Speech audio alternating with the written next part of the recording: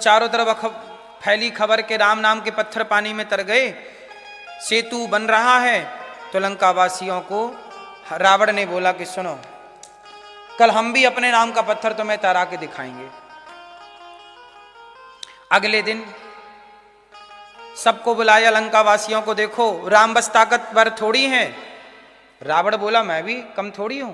तो रावण ने एक पत्थर उठाया, पत्थर में लिखा रावण।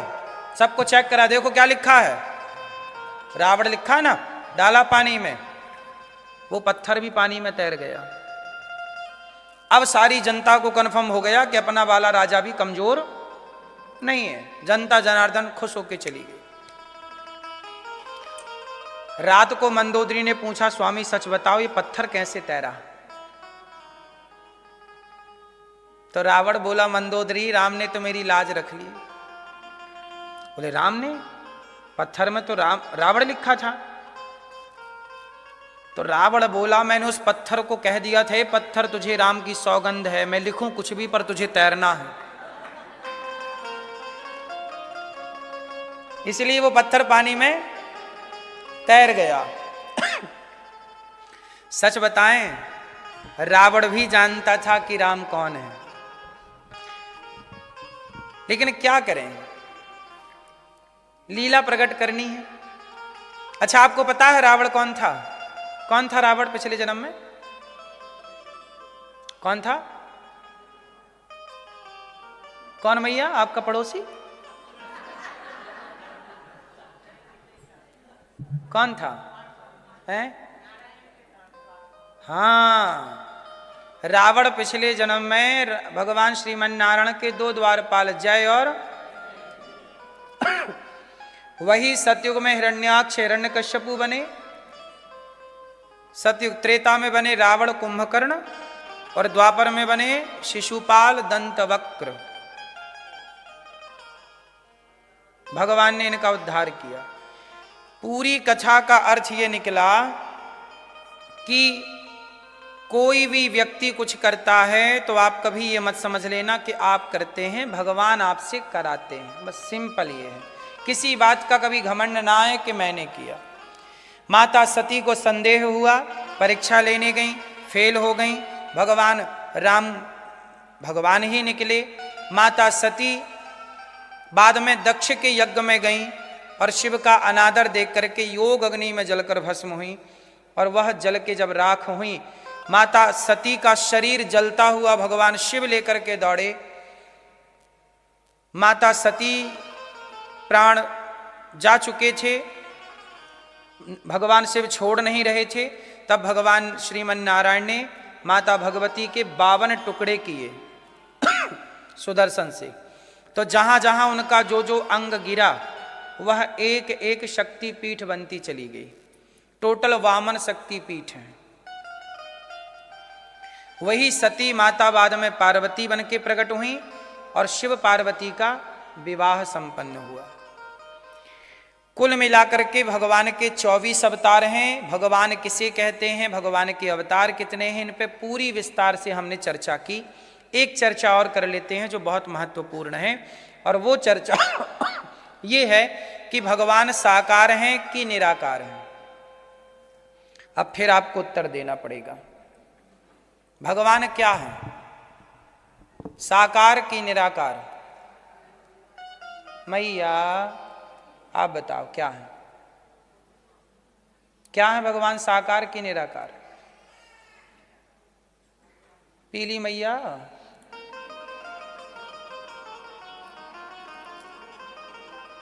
बोलो मेरी माँ। ये भैया बताएंगे हमारे। आप बताइए भगवान साकार हैं कि निराकार हैं?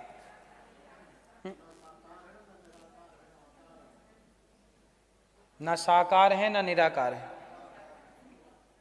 आकार है।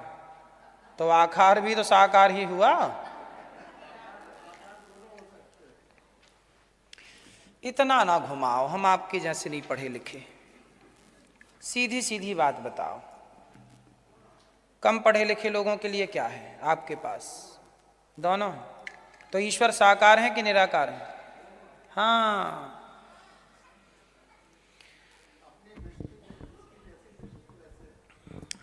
यहां दृष्टि का खेल नहीं है, यहां सत्य का खेल है। सत्य अपने हिसाब से नहीं दिखता, सत्य सत्य होता है।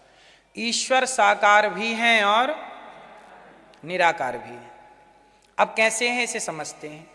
जैसे पानी निराकार है, पानी का कोई आकार, पानी निराकार है, पर पानी को जब फ्रिज में रखो, फ्रीजर में रखो तो बर्फ बन जाता है। तो पानी निराकार था पर बर्फ बन गया तो एक आकार ले लिया। उसी तरह भगवान तो निराकार रूप में है। भगवान का जो निराकार रूप है उस निराकार रूप का नाम है ब्रह्म। क्या नाम है? ब्रह्म। वो परमात्मा निराकार है, लेकिन वही परमात्मा जब जरूरत पड़ती है भक्तों को तो वही निराकार परमात्मा साकार राम कृष्ण बन करके नरसिंह बन के प्रकट होते हैं। तो निराकार रूप को ब्रह्म कहते हैं और साकार रूप को राम और कृष्ण और नरसिंह कहते हैं। वही साकार, वही निराकार। सगुण ही अगुण ही नहीं कछु भेदा, सगुण और निर्गुण में कोई भेद।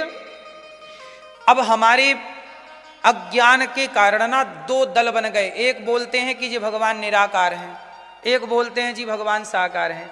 एक निर्गुण की पूजा करने लगे, एक साकार। अरे भगवान, एक सज्जन बोले कि भगवान का आकार कैसे हो सकता है, वो तो निराकार है। अरे पागल, जो निराकार है, जो ये संसार बना सकता है, वो निराकार क्या खुद का आकार नहीं ले सकता? हमारा भगवान तो इतना पावरफुल है कि अणोर अणियान महतो महियान, वह छोटे से छोटा बन सकता है और बड़े से।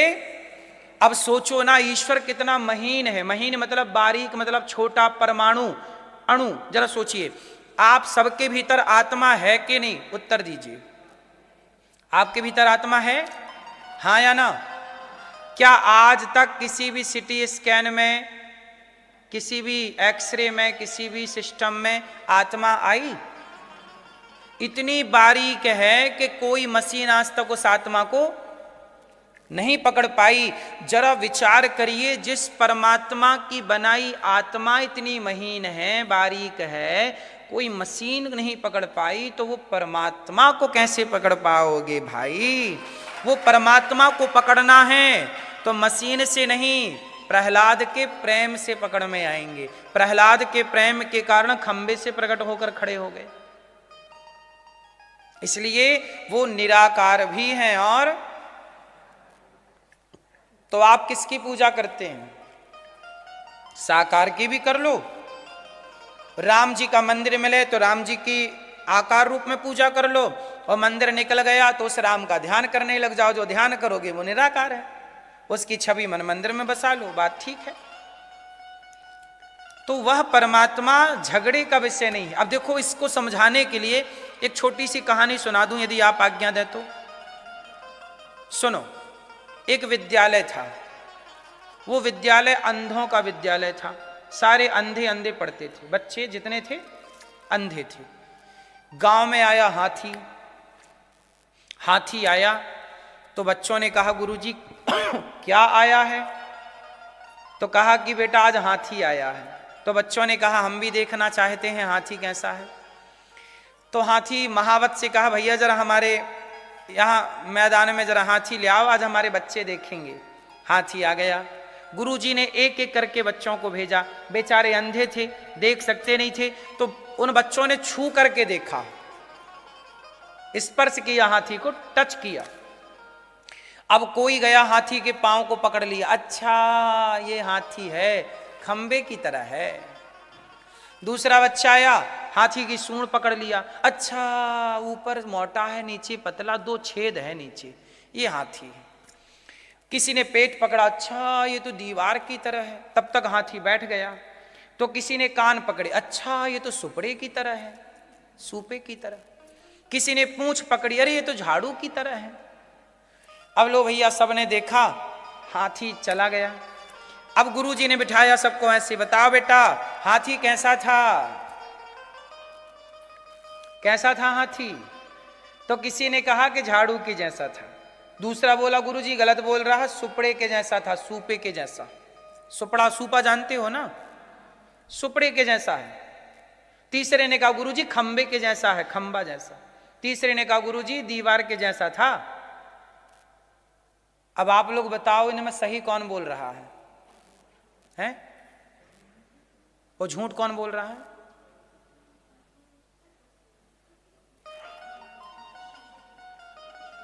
कह रहे हैं हाथी पूंछ झाड़ू जैसा है। अब बताइए हाथी झाड़ू जैसा होता है? कह रहे हैं हाथी सुपड़े जैसा है। बताइए ये सब सही कह रहे हैं कि गलत कह रहे हैं? आप लोग बताइए। सही है मैया? सही है। हाथी झाड़ू जैसा है कि झूठ बोल रहे हैं? है क्लियर उत्तर? सुनो, ना तो वो सच बोल रहे हैं ना तो वो झूठ बोल रहे हैं। बोल रहे हैं सच, पर पूर्ण सत्य नहीं है, अर्ध सत्य है।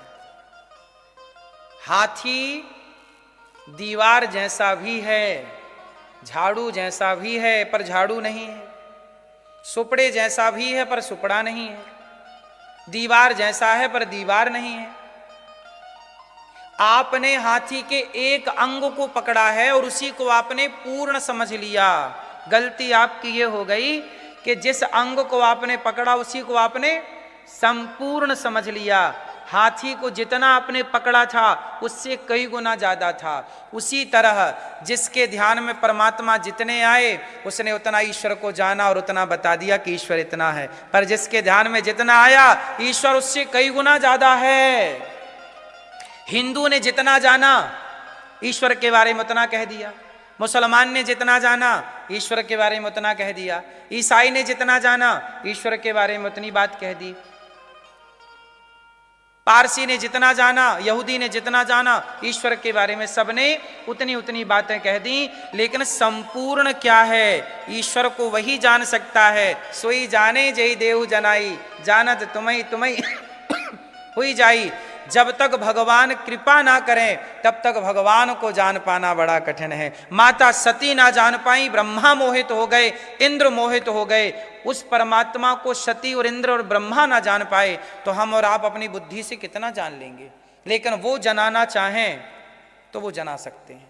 इसलिए कोई ये कहे कि मैं ईश्वर को जान गया, तुम कह रहे हो कि जान गया, मतलब कुछ नहीं जाने।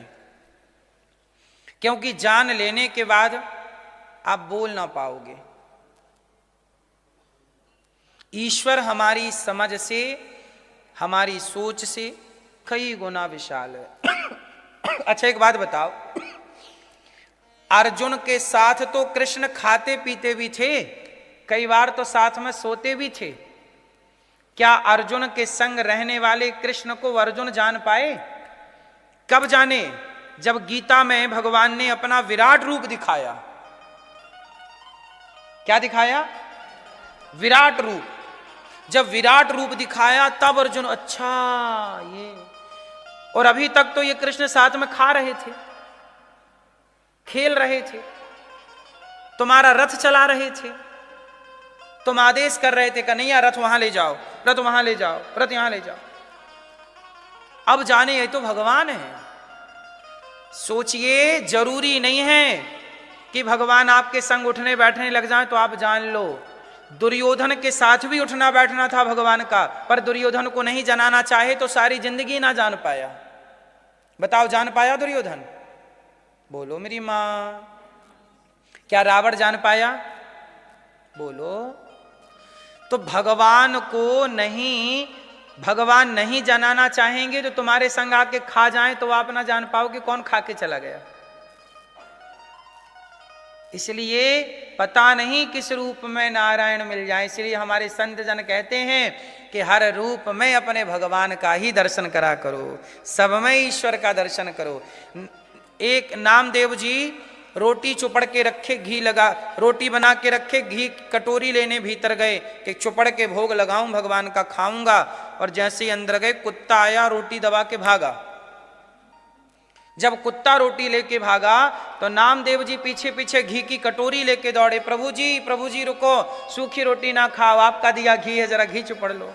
लोग कहते हैं वो कुत्ता है, कुत्ता रोटी दबाए जा रहा है मुंह पे।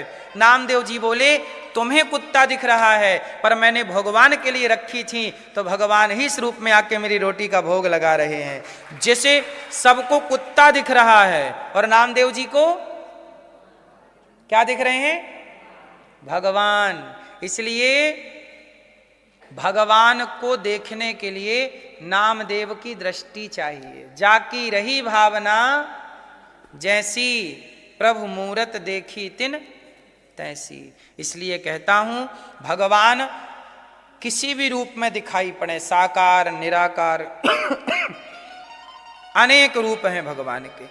शास्त्रों का सार है, सुख दीन है सुख होत है, दुख दीन है दुख होए। वेद व्यास जी ने 17 पुराण लिखे, शांति नहीं मिली। वेद व्यास जी ने जब नारद जी के कहने से भागवत जी की रचना की, अपार शांति मिली। 17 पुराण लिखे। नारद जी बोले मैं दासी पुत्र था, मेरी माँ बर्तन धुलती, काम करती, झाड़ू लगाती, पर संतों की कृपा हुई तो मैं ब्रह्मा का बेटा बना। बिना कृपा के कुछ मिलता नहीं है, इसलिए जो प्राप्त है उसे कृपा मान के स्वीकार किया जाए। ठीक है। नारद जी के कहने से वेद व्यास जी ने भागवत जी की शुरुआत की। भागवत जी की शुरुआत कहाँ से की? महाभारत के युद्ध से। महाभारत का युद्ध कहाँ हुआ? कुरुक्षेत्र में। किसके लिए हुआ? अच्छा, महाभारत का युद्ध क्या पाने के लिए हुआ था? क्यों हुआ? महाभारत का युद्ध कितने पक्षों में हुआ? 2। कौन पक्ष? पांडव और कौरव। कहाँ हुआ? कुरुक्षेत्र में। किसकी गलती से हुआ महाभारत? चश्मा वाली मैया, पीछे वाली मैया, हाँ बताओ, महाभारत किसकी गलती से हुआ?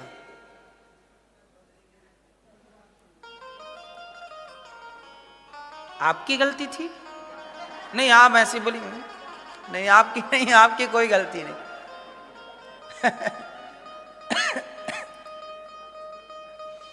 किसकी गलती से हुआ? मेरी माँ है? किसकी? द्रौपदी,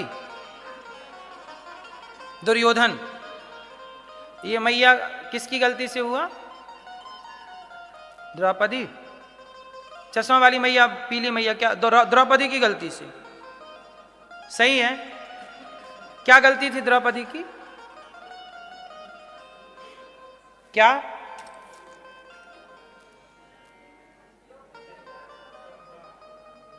अंधे का अंधा होता है।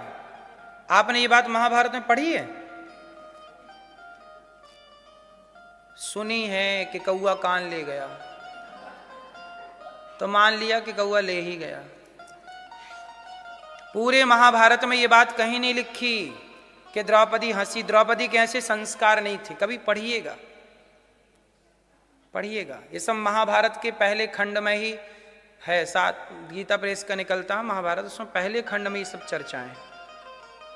प्रथम खंड में द्रौपदी हंसी नहीं है, हंसे हैं भीम, वो भी बहुत ज्यादा नहीं। अब टीवी में ऐसा दिखाया है तो आपने सीरियल देख के समझ लिया। आप लोग कहते हैं ना द्रौपदी के कारण महाभारत हुआ। द्रौपदी मिलेंगी आपको, ऊपर पूछेंगी बहन मैंने कहा महाभारत कराया।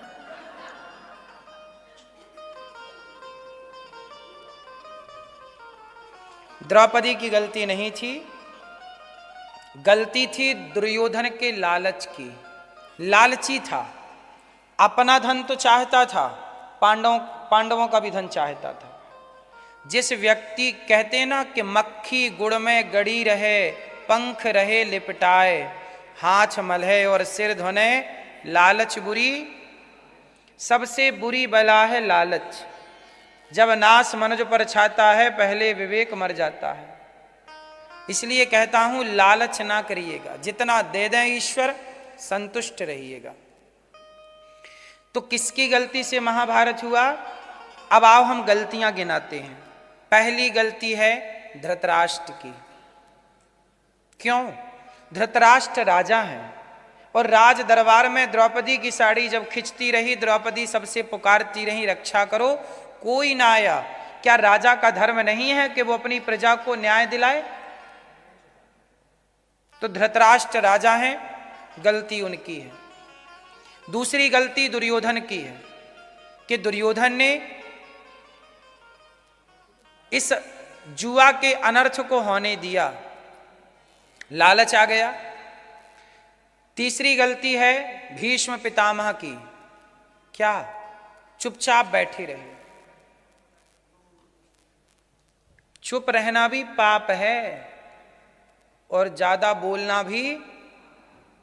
कहां बोलें और कहां चुप रहें, यही तो विवेक है, यही तो धर्म है।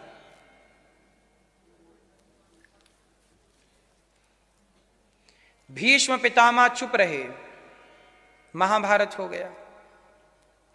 इसलिए कहता हूं जहां अत्याचार हो, गलत हो, बोलना सीखिए। तीसरा, महाभारत क्यों हुआ? किसकी गलती थी? कर्ण की भी एक गलती थी। क्या गलती थी कर्ण की? कर्ण के मित्र थे दुर्योधन। यदि आपका दोस्त गलत कर रहा है तो क्या आपका धर्म नहीं है कि अपने मित्र को समझाओ कि मित्र ये गलत है? मित्र का धर्म होता है कि समझाए कि भाई ये गलत है। इसका मतलब ये नहीं कि तू मेरा मित्र है तो मैं तेरे गलत में तेरा साथ दूं। तू किसी महिला के कपड़े उतार रहा है तो तू मेरा मित्र है, चल मैं भी तेरा साथ दे रहा हूं। मित्र का अर्थ ये नहीं है कि आप गलत में मित्र का साथ दें। उसे समझाओ कि मित्र तुम गलत कर रहे हो। कर्ण के बल पर ही ये उचकता रहता था दुर्योधन। तो मित्र का धर्म नहीं था कि समझाएं, पर कर्ण ने कभी दुर्योधन को समझाने की जरूरत नहीं समझी। इसलिए कर्ण भी जिम्मेदार है। महाभारत का जिम्मेदार माता गांधारी भी है। क्यों? गांधारी माता है ना जो कहती थी दुर्योधन तू कल सारे कपड़े उतार के आ जाना, मैं तुझे देखूंगी, तू वज्र का हो जाएगा। गांधारी माता ने पट्टी हटाई थी एक बार अपनी आंखों की, पर किसके लिए? बोलो, दुर्योधन के लिए ना। जब द्रौपदी को पकड़ के दुशासन ला रहा था ना, तो द्रौपदी कौरवों की पत्नियों के पास जाके गिड़गिड़ाई थी कि बहन देखो क्या हो रहा है मेरे साथ। एक भी कौरवों की स्त्रियों ने द्रौपदी का पक्ष नहीं लिया था, नारी का पक्ष नारियों ने नहीं लिया था। तब क्या गांधारी को नहीं समझ में आया था कि द्रौपदी को बचाना मेरा धर्म है? क्या द्रौपदी को बचाने के लिए दुशासन के गाल पे एक थप्पड़, मां होने के नाते दुशासन के थप्पड़ गाल पे क्या गांधारी नहीं मार सकती थी? आपका बेटा गलत करेगा तो आप मां होने के नाते 2 थप्पड़ मार सकती हो। तो गांधारी मां ने पट्टी हटाई तो सही, पर दुर्योधन को बचाने के लिए। काश ये पट्टी उतारी होती द्रौपदी को बचाने के लिए तो ये महाभारत ना होता। इसलिए कहता हूं सही वक्त पर अपनी आंखों की पट्टियां हटा लो। आज बहुत सारी माँओं के आंखों में पट्टियां हैं, बहुत सारे पिताओं की आंखों में अंधापन है। जो माँ बाप अपने बच्चों के संस्कारों पर ध्यान नहीं दे रहे हैं वो माँ बाप कैसे हैं? अंधे। आपका बेटा शराब पी रहा है, बीड़ी पी रहा है, गलत हरकतें कर रहा है, गलत कर रहा है, बेटी का सम्मान नहीं कर रहा है, नारी का सम्मान नहीं कर रहा, और आप चुपचाप तमाशा देख रहे हैं। चाणक्य कहते हैं कि माता शत्रु पिता वैरी ये न बालो न पाठिता न शोभते सभा मध्य हंस मध्य वको यथा। वह माता पिता दुश्मन हैं जो अपने बच्चे को संस्कार नहीं देते। अच्छा मुझे एक बात बताइए कि आपका बेटा, माना कि किसी का बेटा बिगड़ गया, किसी का बेटा माना कि बिगड़ गया, गलत रास्ते पे चला गया, या किसी की बेटी बिगड़ गई, गलत चली गई, तो बताइए जिम्मेदार कौन है? वो बेटी तो जिम्मेदार है जो गलत हो गई, वो बेटा तो जिम्मेदार है जो गलत हो गया, पर मुझे बताइए क्या माँ बाप की जिम्मेदारी नहीं थी? उत्तर दो। इसलिए केवल बच्चा पैदा कर लेना जिम्मेदारी नहीं है कि पैदा कर दिए, पैदा करके तो सुअर भी छोड़ देते हैं, जाओ बेटा जहां मन करे रहो। ये सुअरों का कल्चर है, छोड़ दिया जहां जाना है जाओ। पर हम सनातनी हैं, यहां जननी जने तो भक्त जने, याद आता या सूर, या से तो बंध्या भली काहे गवावे नूर। आपका बेटा लायक बने तो बने, आपका बेटा लायक है तो ही बेटा है, वरना काहे का बेटा है वो। आपकी बेटी लायक है तो ही बेटी है, वरना काहे की बेटी है। इसलिए बेटा कैसा हो, लायक हो, ऐसा बेटा पैदा करो मेरी माँ जिस बेटे से राष्ट्र का भला हो, समाज का भला हो, आपका भला हो। आजकल ऐसे बेटे होते हैं कि बुढ़ापे में माँ बाप को गिलास भर पानी नहीं देते। जरा सोचिए, जिस बेटे से आपको पानी नहीं मिला, आपको बुढ़ापे में रोटी नहीं मिली, जिस बेटे से आपका भला ना हुआ, उस बेटे से इस राष्ट्र का, समाज का क्या भला होगा। इसलिए संतान ऐसी हो जिससे समाज का भला हो। यदि भला नहीं होता तो ऐसी संतान का करोगे क्या। फिर तो शास्त्र कहते हैं कि बांझ रहना सही है, फिर तो बांझ रहना सही है। इसलिए कहता हूं, अपने बच्चों को बिगड़ने मत दो, संस्कारवान बनाओ। क्या सही है बच्चों को नहीं पता होता। जवानी क्या होती है? जवानी होती है अंधी। जवानी क्या होती है? ये बात सही है कि गलत है भैया? बात सही है? अंधी है कि नहीं? मैया क्या बोलती तू? जवानी अंधी है कि नहीं? हाँ कि ना? हाँ, जवानी अंधी होती है और बुढ़ापा, बुढ़ापा लंगड़ा होता है। बुढ़ापा कैसा होता है? देखो ना, बूढ़ा आदमी लाठी लेके चलता है, छड़ी लेके, लंगड़ा है। और जवानी, जवान लड़के ही ना बिगड़ते हैं। जिसकी जवानी सही दिशा में हो, उसका बुढ़ापा और उसका जीवन, उसका समाज सही होगा। जिसकी जवानी बिगड़ी, सब बिगड़ गया। इसलिए साहब, जवानी को संभालो। इसलिए कहते हैं कि एक गांव में लगी आग, सारे लोग गए भाग, पर दो लोग जलने के लिए मजबूर थे, एक अंधा, एक लंगड़ा। लंगड़ा भागे तो भागे कैसे, और अंधा भागे तो जाए किस तरफ? जिस तरफ जाए आग। एक गांव में आग लगी तो अंधा जलने को मजबूर था और लंगड़ा भी जलने को, लेकिन दोनों बच सकते थे। बताओ कैसे? दोनों एक दूसरे की हेल्प करें। और क्या करें हेल्प? अंधे ने लंगड़े को बिठा लिया कंधे पे। अंधे ने, क्योंकि अंधे की आंखें तो नहीं थी पर पांव तो थे, और बुढ़ापे के पांव नहीं थे पर आंखें तो थी। तो जवानी अंधी, बुढ़ापा लंगड़ा। तो जवान व्यक्ति यदि बूढ़े के ज्ञान से चलेगा, क्योंकि बूढ़े की आंखें दूर तक देखने वाली होती हैं और जवानों की आंखें बिल्कुल पास का देखती हैं। जवानी वर्तमान को देखता है, बुढ़ापा भविष्य को देखता है। इसलिए बूढ़े की आंख हो, बूढ़े की दृष्टि हो और चाल जवानी की हो, तो समाज में लगी बुराइयों की आग से बचा जा सकता है। वरना ये आग तुम्हें जला डालेगी, तुम्हारी संतान को, तुम्हारी संस्कृति को, तुम्हारी सभ्यता को जला डालेगी। आज ये लंदन का कल्चर उड़ता उड़ता हमारे भारत भी पहुंच गया। कौन सा वाला? लिव इन का। आप लोग तो यहां रहते हैं, पर आप लोग बताइए, लिव इन में रहना सही मानते हैं आप लोग कि गलत? बोलो, सही है गलत है? गलत है। पर देखो, ये हमारे भारतीय कल्चर नहीं है। हमारे भारत के शास्त्र क्या कह रहे हैं बताइए? हमारे यहां क्या विवाह के पहले भी, चाहे स्त्री हो या पुरुष, क्या स्त्री को स्पर्श करना या पर पुरुष को स्पर्श करना धर्म है सनातन के हिसाब से? देखो तो उत्तर दीजिए। नहीं है ना? तो अरे सोचो, छोड़ो, जिसके साथ आपका विवाह होने वाला है ना, उसको भी विवाह के पहले स्पर्श करना हमारे सनातन में सही मानते हैं।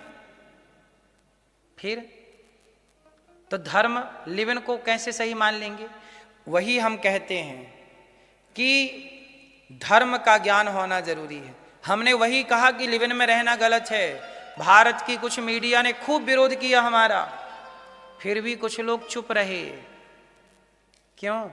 वही हाल हुआ कि द्रौपदी की साड़ी उतरती रही और लोग चुपचाप तमाशा देखते रहे। बोले हमारी थोड़ी उतर रही है, हमारे घर में आग थोड़ी लगी है। लेकिन जब एक बिगड़ेगा तो दूसरा भी बिगड़ेगा। जब हमारे भारत में सिकंदर आया तो चाणक्य ने धनानंद को समझाया, भाई क्यों शराब पी रहा है? धनानंद उठ जा, आ गया है सिकंदर, लड़। धनानंद ने बोला कि मेरा थोड़ी बिगाड़ रहा, मेरे पड़ोसी राजाओं को मार रहा है। आज पड़ोसी राजा मर रहे हैं तो कल तू भी तो मरेगा। बोलो हाँ।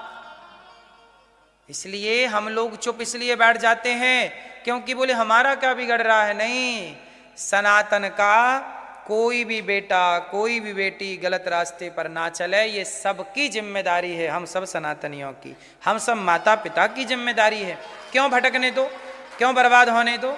बच्चे अंधे हैं, अर्थात जवानी अंधी है, उन्हें आप अपनी रोशनी दो ना, आप अपना विवेक दो ना, अपनी बुद्धि से समझाओ, अपना दृष्टिकोण दो कि बेटा तुम नहीं जानते क्या सही है क्या गलत है, हम जानते हैं। अर्जुन नहीं जान रहे थे क्या सही है। अर्जुन बोले मैं युद्ध नहीं करूंगा, ये रहा गांडीव, ये रहा रथ, मैं चला, मैं पितामह पे बाण नहीं चलाऊंगा, मैं अपने पिताओं पर अपने बुजुर्गों पे हाथ नहीं उठाऊंगा, मैं नहीं करता। तब भगवान कृष्ण ने अर्जुन को ना समझाया होता तो क्या अर्जुन युद्ध करने योग्य थे? बोलो। जब गीता भगवान ने समझाई अपने, अर्जुन कौन थे उस समय? यंग थे ना, जवान थे ना। गीता किसके लिए है? जवानों के लिए। इसलिए कहता हूं कि हर वो भटका हुआ नौजवान अर्जुन है और उस अर्जुन को कोई ना कोई गीता सुनाने वाला कृष्ण चाहिए, गुरु के रूप में, भाई के रूप में, माता के रूप में, पिता के रूप में। यदि कोई गीता सुनाने वाला नहीं है तो याद रखिएगा ये पीढ़ी भटक जाएगी। अर्जुन भटक रहे हैं, अर्जुन को गीता ना सुनाई गई होती तो भटक ही गए थे। बोलो हाँ कि ना? इसलिए तब की पीढ़ी को तो गीता सुना दी कृष्ण ने। क्या आज की भटकी हुई पीढ़ी को कोई गीता सुनाने वाला है? क्या माँ बाप को गीता का ज्ञान है? क्या माँ बाप खुद मोटिवेट करते हैं बच्चों को? करते हैं तो मैं उन माँ बाप को प्रणाम करता हूं। नहीं करते तो माँ बाप क्या है? माता शत्रु पिता वैरी ये न बालो न पाठिता। वह माँ बाप ही दुश्मन है सबसे बड़े जो अपने बच्चों को संस्कार नहीं दे रहे हैं। इसलिए कहता हूं कि हम भारत की संस्कृति का ही अनुसरण करें, हम अंग्रेजों की संस्कृति का अनुसरण ना करें, क्योंकि ये हमारे लिए ठीक, बोलो मेरी मां, सही है। अच्छा, आप लोग यहां रहते हो लंदन में, ये बताओ कि यहां पे मैया अपने भारतीय लोग सही रास्ते पर तो है ना? भटक तो नहीं गए? शराब आप तो नहीं पीने लग गए यहाँ के? मांस तो नहीं खाने लग गए यहाँ के? पराई स्त्री के चक्कर में, पराई पुरुष के चक्कर में तो नहीं पड़ने लग गए? बोलो मेरी मां, बच के रहना।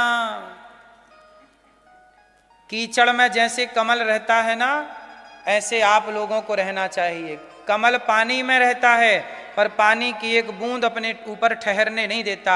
ऐसे आप बुराई के बीच में भले रहो पर अच्छाई को छोड़ो मत। बुराई आपका स्पर्श भी ना कर पाए, रहा जा सकता है, बुराई के बीच में भी रहा जा सकता है।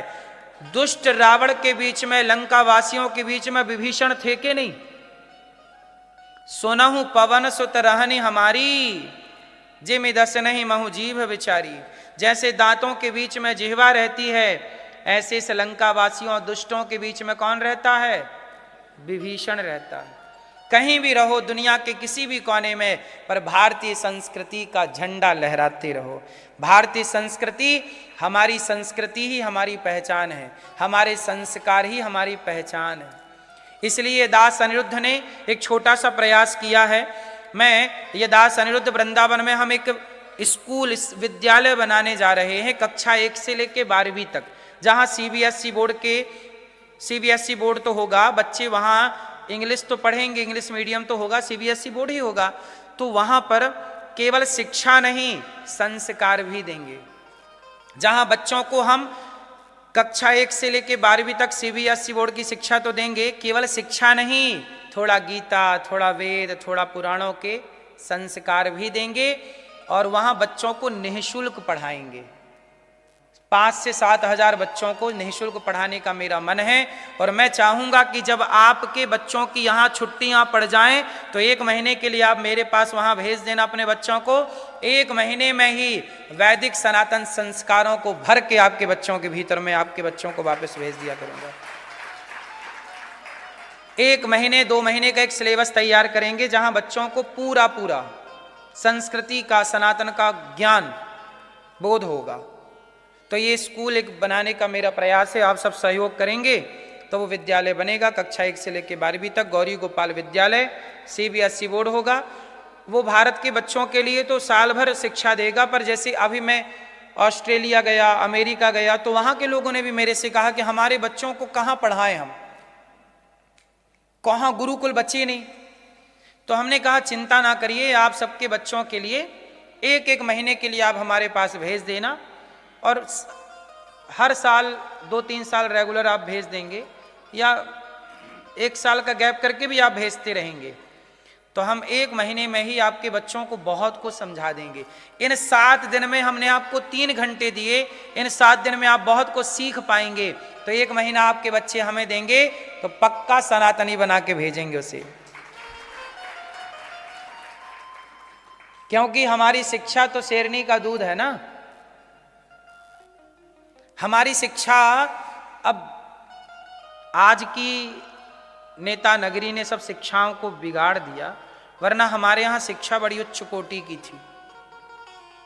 हमारे यहाँ की शिक्षा देखिए कितनी विशेष थी। आज आप लोग कहते हैं कि सूर्य ग्रहण पड़ा, चंद्र ग्रहण पड़ा, आज तारीखें पता चल जाती हैं कि इस तारीख को इतने बजकर इतने मिनट पर सूर्य ग्रहण चंद्र ग्रहण है। आज के 100 साल पहले जब सैटेलाइट नहीं थी तब भी हमारे ऋषि मुनि चंद्र ग्रहण सूर्य ग्रहण बताते थे किस तारीख को है। मतलब हमारी गणित जो थी, वैदिक गणित, वो आज की गणित से एडवांस थी कि नहीं। आज के 100 साल पहले भी, 200 साल पहले भी हम लोग जानते थे कि चंद्र ग्रहण कब है, सूर्य ग्रहण कब है। तब तो सैटेलाइट नहीं थी, तब तो आधुनिकता नहीं थी, फिर हम कैसे जानते थे। मतलब हमारी वैदिक विज्ञान हमारा मजबूत था। अब वो हमारा लुप्त होने को चला है, इसलिए बच्चों को पढ़ाना जरूरी है। अब सरकार तो देखो, आप लोग जो गणित पढ़ते हैं ना, वो वैदिक गणित नहीं है। हमारे यहाँ एक गणित थी, वैदिक गणित, जो गणित अब प्रायः लुप्त होने को, यदि उसे नहीं पढ़ा गया तो धीरे से लुप्त हो जाएगी। लुप्त हो जाएगी तो सारा कुछ समाप्त हो जाएगा, इसलिए उसे बचाना जरूरी है। लोग कहते हैं कि 0.0 आर्यभट्ट ने दिया। अच्छा एक बात बताओ, क्या आर्यभट्ट के पहले 10, 11, 12, 13 नहीं था? लोग कहते हैं कि आर्यभट्ट ने 0 दिया, 0 दिया, तब 9 के बाद 10 बना, फिर 11 बना, फिर 12 बना। अच्छा एक बात बताओ, आर्यभट्ट के पहले क्या एकादशी तिथि नहीं थी? क्या एकादशी का व्रत नहीं था? क्या द्वादशी तिथि नहीं थी? क्या त्रयोदशी, क्या पूर्णिमा और अमावस्या नहीं थी? था, सब कुछ लिखित में दिया है। इसी विज्ञान को तो समझना है। वो आर्यभट्ट भी जिस गणित को प्रमोट किए, वो गणित कौन सी थी? वैदिक गणित थी। अब आर्यभट्ट के 0 और 0 को तो सब पढ़ रहे हैं, पर आर्यभट्ट ने जिस गणित को पढ़कर के 0.0 दिया, वो गणित कोई नहीं पढ़ने को तैयार है। वो गणित अब प्रायः लुप्त होने की स्थिति है। तो कौन पढ़ेगा? हम भारतीय नहीं पढ़ेंगे तो। अब देखो ना, मुसलमान कहीं भी रहता है, वो मस्जिदों में जाके अपना नमाज पढ़ता है, लेकिन हम हिंदू लोग कहां गीता पढ़ रहे हैं, कहां रामचरितमानस पढ़ रहे हैं। ना पढ़ने के कारण कितना नुकसान हुआ मैं आपको क्या बताऊं। अच्छा ये बताइए, भगवान राम ने माता सीता को वनवास भेज दिया, बोलो हाँ। बताओ राम ने सही किया कि गलत किया?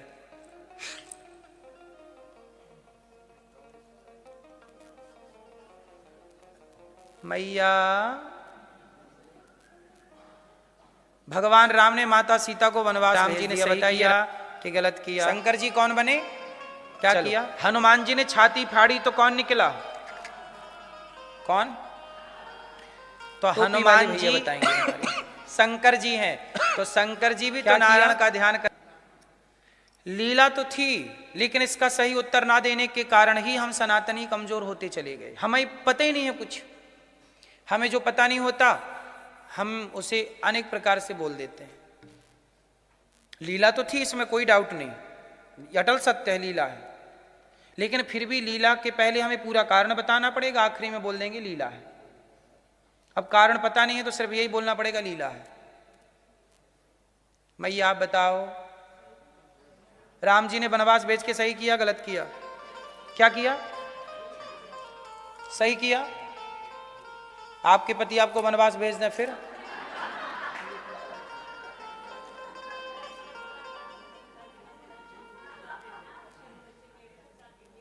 सुनो, पूरी बात जान लेना बहुत जरूरी है, इसलिए कहते हैं आप लोग ना थोड़ा पढ़ा करिए। गीता है, रामायण है, रामचरितमानस है, महाभारत है, विष्णु पुराण है, शिव पुराण है, थोड़ा पढ़िए। और बच्चों को भी थोड़ा व्हाट्सएप फेसबुक से निकालिए, बोला बेटा तुम भी पढ़ो पढ़ो पढ़ो। सबसे पहले आपको ये जान लेना बहुत आवश्यक है कि भगवान राम ने माता सीता को वनवास, भगवान राम ने माता सीता को वनवास भेजा ही नहीं। माता सीता को वनवास भेजा किसने? पहले तो उस व्यक्ति का नाम बताओ जिसने वनवास दिया। किसके कारण हुआ? किसके कारण हुआ? किसके कारण? एक व्यक्ति था, उसकी पत्नी रात को नहीं आई तो उसने अपनी पत्नी को कहा तू रात को कहां थी? बोले मैं पानी बढ़ गया था नदी में, नाव चल नहीं पाई, पानी गिर रहा था, मैं केवट के घर रह गई। तो धोबी ने बोला कि भाई मैं कोई राम छोड़ी हूं कि पत्नी रावण के यहां थी और राम ने स्वीकार कर ली, मैं तुझे स्वीकार नहीं करता। ये बात हवा की तरह फैल गई पूरे बाजार में। फिर उस एक व्यक्ति की बात को समाज ने पकड़ लिया और राम ने सीता पर आरोप नहीं लगाया। यदि राम को डाउट होता माता सीता पर तो जिस दिन रावण के घर से आई थी उसी दिन ना राम वनवास भेज देते। यदि राम को डाउट होता, राम को कोई दिक्कत होती तो रावण के यहां से जिस दिन आई उसी दिन राम जी वनवास भेज देते। फिर इतने दिन साथ में क्यों रहे? फिर सीता माता गर्भवती क्यों हो गई? इसका मतलब कि वनवास तो राम ने भेजा ही नहीं माता सीता को। वनवास किसने दिया? बोलो, समाज ने। जिम्मेदार कौन है? समाज है। अभी हमारे भारत में एक घटना घटी, एक बाप ने अपनी बेटी को गोली मार दी। अखबार में, टीवी पे आप लोगों ने सुना होगा। एक पिता ने अपनी बेटी को गोली मार दी। क्यों मार दी? क्योंकि जब वो बाप गांव में निकला करता तो गांव के लोग बोलते यार तू तो अपनी बेटी की कमाई खाता है। उसकी बेटी ना इंटरनेशनल खिलाड़ी थी, कुछ खेल होता है वो खेलती थी, टेनिस। फिर उसने अपने घर में कोचिंग देनी शुरू कर दी, बच्चों को पढ़ाती और 10-20 हजार 50 हजार रुपये महीना कमाती। भाई कोई गलत थोड़ी है, बेटी कोई भी घर में छोटा सा काम कर रही है, कमा रही 20 हजार 50 हजार, कोई गलत है बताओ? नहीं, गलत तो नहीं है ना। पर सुनो क्या हुआ, जब वो बाप गांव में जाता ना तो गांव वाले बोलते कि तू तो अपनी बेटी की कमाई खाता है। तो उसने बार बार सुना। देखो समाज का कितना बड़ा प्रभाव पड़ता है इस खोपड़ी पर, समझिएगा। उस बेटी के लिए लोगों ने बोला तू तो बेटी की कमाई खाता है, तू तो बेटी की। सुन सुन के एक दिन उसने अपनी बेटी से कहा बेटी तू ये एकेडमी खोल ली बैठी है ना, इसे बंद कर, तो ये सब काम धंधा बंद कर, अब ये करने की जरूरत नहीं है। तो बेटी ने मना किया, पिताजी मैंने इतनी पढ़ाई की, इतना कंपटीशन खेला, इतना जीता, इतना नाम कमाया और आज 1000-5000 रुपए में रोज कमा पा रही हूं, तो आप कह रहे हो बंद कर दो। पापा की बात नहीं मानी, पिता की बात नहीं मानी, समाज के ताने, अरे देखो ये तो बेटी की कमाई खा रहा है, हा हा, लोग हंसे मजाक उड़ाए। उस बाप को आया गुस्सा कि बेटी तो सुनती नहीं है, लोग ताने मारते हैं। गया कनपटी पे बंदूक रखा, ठाए ठाए किया, मर गई। वो मर गई, पुलिस आई, बाप को पकड़ के ले गई, बाप जेल में चला गया, बेटी चली गई। अब वही समाज के लोग वहां वही नुक्कड़ पे बैठ के अरे राम राम कैसा निर्दयी बाप है, बेटी को मार दिया। अब मुझे आप बताइए कि उस बेटी की हत्या उस बाप ने की कि समाज ने की? पर पुलिस किसे पकड़ के ले गई? बाप को, जबकि बाप हत्यारा नहीं है। कोई बाप क्यों मारेगा अपनी बेटी को? सच्चाई यह है कि समाज का प्रभाव दुनिया पे पड़ता है। ये समाज को लोग क्यों नहीं सुधारते? ये समाज का मुंह क्यों नहीं बंद करते लोग? कुछ भी बोलते हैं लोग, कुछ भी जो मुंह पे आया बोल दिया। काहे बोल दिया भाई साहब? तुम्हारे बोलने से ही वो बाप ने बेटी को मार डाला और जेल तो वो चला गया, तुम तो नुक्कड़ में आज भी बैठे हो और आज भी वही बातें कर रहे हो, अरे राम राम राम राम राम राम। कैसा बाप? देख लो जरा, ये दुनिया किस तरह की बातें करती है, दो तरह की। इसलिए कहता हूं कि लोग क्या बोल रहे हैं बिल्कुल हावी मत होने दो अपने ऊपर। आप अपनी मस्ती से अपने लक्ष्य की ओर चलते रहिए, जैसे जो बोलना है बोलता रहे। हाथी चला बाजार, कुत्ते लगे हजार। आप अपनी मस्ती से आगे बढ़िए, कौन क्या कह रहा है? क्योंकि दुनिया तो तब भी कहेगी जब आप असफल हैं, और दुनिया तब भी कहेगी जब आप सफल होंगे। दुनिया खाए बिना रह सकती है पर बोले बिना। भगवान राम ने माता सीता को वनवास नहीं दिया, माता सीता को वनवास दिया है समाज ने। इसलिए जिम्मेदार समाज है, ना कि राम है। क्या राम जी ने बोला था कि मैं तुझे स्वीकार नहीं करता? राम जी स्वीकार नहीं करते तो सीता मां गर्भवती कैसे हो गई? स्वीकार किया समाज के दबाव ने। लोगों ने कहा कि हम महारानी के रूप में स्वीकार नहीं करेंगे।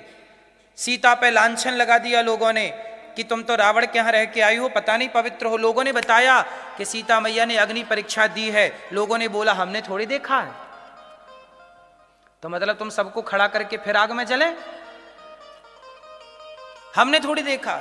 अब सबको दो परीक्षा, सबके द्वार पे संतुष्ट करो सबको। सीता मैया बोली कि देखो क्या करें। अब ये आरोप लगा है सीता मां पे, पता नहीं ये पवित्र हैं कि नहीं। अच्छा राम जी, अच्छा मुझे एक बात बताइए आप लोग कि राम जी के पास क्या ऑप्शन है? आपकी पत्नी पे कोई इस तरह का लांछन लगाता और आपको पता है, राम को पता है कि मेरी सीता अग्नि की तरह पवित्र है। क्या राम जी को सीता पर कोई डाउट है? उत्तर दो। नहीं है। तो फिर ये बताइए, आप होते राम जी की जगह, आपकी पत्नी पे ये आरोप लगता, आप क्या करते? उत्तर दीजिए। अब आप कहो कि किसी के कहने से थोड़ी राम को वनवास भेज देना चाहिए। ठीक है, यदि राम वनवास ना भेजते माता सीता को, तो क्या समाज सीता को रानी के रूप में स्वीकार करता? और याद रखिएगा कि आपकी सबसे बड़ी है इज्जत, और जब आपकी प्रजा ही आपकी इज्जत नहीं करेगी, जिस समाज में आपकी इज्जत ना हो उस समाज में रह के पाओगे क्या? उस समाज में रहना चाहिए जिस समाज में आपकी इज्जत है। इसलिए पैसा बड़ा नहीं होता, सम्मान बड़ा होता है।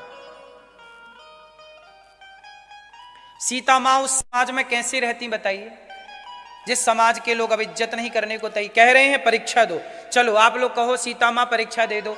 यदि सीता मां परीक्षा दे देती, थोड़ी देर के लिए मान लो, अग्नि परीक्षा ही तो देनी थी, तो लगाती आग, खड़ी हो जाती। माता तो पवित्र थी, तो जलती तो थी नहीं, तो क्यों नहीं दे दी माता सीता ने परीक्षा? माता सीता ने परीक्षा इसलिए नहीं दी क्योंकि माता सीता समझ गई कि मैं परीक्षा दे के पवित्र तो सिद्ध हो जाऊंगी, पर मुझे अब इस समाज के साथ रहना नहीं है। आपके परिवार में कोई आपको लांछन लगा दे, तो क्या उन लोगों के बीच में रहना आप स्वीकार करेंगे? आप पवित्र हो भी गए कि मैं पवित्र देख हो गया, तो क्या फिर भी आप समाज में ऐसे लोगों के बीच में रहोगे? तो सीता मैया ने निर्णय कर लिया कि मुझे इन लोगों के बीच में अब रहना ही नहीं। लेकिन क्या करती? सीता मां चाहती तो परीक्षा देती, पृथ्वी मां को बुलाती। आखिरी में पृथ्वी मां को ही तो आवाहन किया कि हे पृथ्वी माता, यदि मैं पवित्र हूं तो मुझे माता अपनी गोद में स्थान दे दो। पृथ्वी मां फटी, माता सीता। ये बाद में किया माता ने, पहले भी तो कर सकती थी, पर पहले नहीं कर सकती थी माता, क्योंकि उस समय सीता मां गर्भवती थी। यदि वो पृथ्वी में समा जाती तो लवकुश भी समा जाते, और लवकुश समा जाते तो राम का वंश समाप्त हो जाता। तो सीता मां बोली कि पहले इन बच्चों को तो पहले संसार में आने दूं, संस्कारवान बना के खड़ा कर दूं, फिर मैं परीक्षा दे दूंगी। तब तक मैं कहां रहूं? तब तक सीता मैया ने राम से कहा कि मुझे संतों के यहाँ भेज दीजिए ताकि मेरे बच्चे भी संतों जैसे संस्कारवान पैदा होंगे। इसलिए सीता माँ ने खुद कहा, वाल्मीकि रामायण पढ़िएगा, सीता माँ ने खुद कहा कि राम, मैं अपने पुत्रों को किसी संत की कुटिया में जन्म देना चाहती हूं। यह स्वयं सीता माँ ने कहा। इसलिए राम ने भिजवा दिया लक्ष्मण जी के हाथ से, जाइए। कहां भिजवाया? कोई जंगल में नहीं छोड़ दिया कि बीच धार में छोड़ दी, नहीं, व्यवस्थित महर्षि वाल्मीकि जी के आश्रम में, आश्रम के बिल्कुल सन्निकट छुड़वाया। और उस समय, जिस समय वहां लक्ष्मण जी छोड़ के आए, तुरंत वहां महर्षि वाल्मीकि जी आ गए और वाल्मीकि जी सीता मैया को लेकर के कुटिया पे चले गए, अंदर आश्रम में चले गए। सीता मां हो गई सुरक्षित। वहां पर लवकुश को जन्म दिया, लवकुश को पढ़ाया लिखाया, योग्य बनाया। जब योग्य बन गए तब आ गई समाज के, हाँ भैया तुम्हें डाउट था ना मेरे ऊपर, आ जाओ सब इकट्ठे हो जाओ। जिन जिन को डाउट था सीता, सब आ गए तमाशा देखने के लिए। आओ भैया चलो तमाशा हो रहा है, चलो आके देख आते हैं। सब आ गए तमाशा देखने। सीता मैया ने कहा कि प्रभु ये लवकुश आपके बेटे हैं, मैं आपको सौंपती हूं। यदि ये आपके पुत्र हैं, मैंने राम के सिवा स्वप्न में भी किसी पुरुष का स्पर्श ना किया हो, तो हे पृथ्वी मां मुझे अपने गोद में स्थान दे दो। यदि मैं अग्नि की तरह और गंगा की तरह पवित्र और निर्मल हूं, तो हे पृथ्वी मां मुझे अपने गोद में स्थान दे दो। यदि मैं राम के सिवा किसी का स्पर्श स्वप्न में भी नहीं करती, राम को अपना पति मानकर उनकी सेवा करती हूं, तो हे पृथ्वी मां मुझे अपनी गोद में स्थान दे दो। कहा कि पृथ्वी मां फट गई, प्रकट हो गई। सीता मां बैठी, सब जनता जनार्दन को हो गई संतुष्टि। बड़ा लांछन लगा रहे थे। अब सब लोग माता क्षमा करो, माता क्षमा करो, माता बड़ी गलती हो गई, मां क्षमा। अब क्या होता है? अब तुम्हारे क्षमा मांगने से क्या होगा? बुरा जो देखन मैं चला, बुरा ना मिलिया कोई, जो दिल खोजा अपना हमसे बुरा ना। जो व्यक्ति किसी को बुरा कहता है वो स्वयं बुरा होता है। इसलिए कभी किसी को बुरा मत कहिए।